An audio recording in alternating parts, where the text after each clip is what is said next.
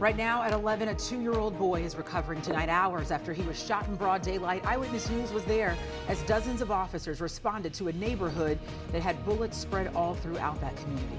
Thanks so much for joining us here for the news at 11 o'clock. I'm Lauren Johnson. Hi, everyone. I'm Steve Daniels. Fortunately, that 2-year-old little boy is expected to be okay. But today's shooting is sparking a renewed push now by the city for people to put down the guns once and for all. Today's shooting happened just after 3:30 this afternoon on Wiggins Street in the Oxford Manor neighborhood. So far, no one has been arrested.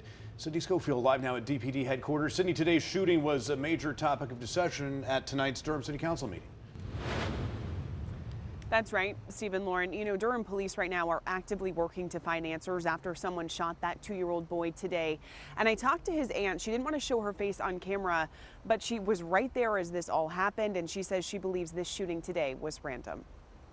I just heard sound like fireworks. Courtney Holloway thinks she heard between 20 and 30 shots just after 3:30 this afternoon at her home in Durham. I would have never thought this would be near my doorstep.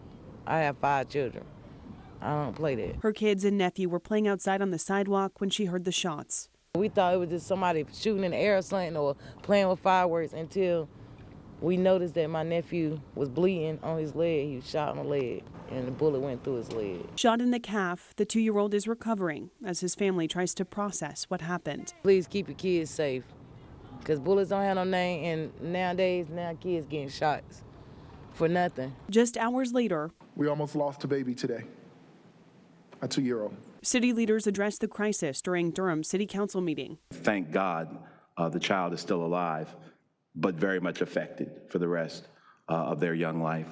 So our heart beats for that family tonight. The same night that organizations working to find solutions to gun violence in Durham showed up to City Council to fight for funding. That's our biggest hurdle. That's our biggest hurdle at this moment is the lack of funding, the lack of just being overlooked when it's time to be funded. Derek Cagle runs youth group Barbershop Talk, an organization that builds trust with teens and works with other partner organizations out of the Poof Teen Center to address problems like gun violence. The center in danger of closing now as much of their work is funded out of their own pockets. The community really has to listen and has to really take in consideration of the organizations that are stepping forward to try to help to help combat this situation. And now Courtney tells me that her nephew is already showing some signs of improvement. She says he's laughing and talking, active, playing with toys.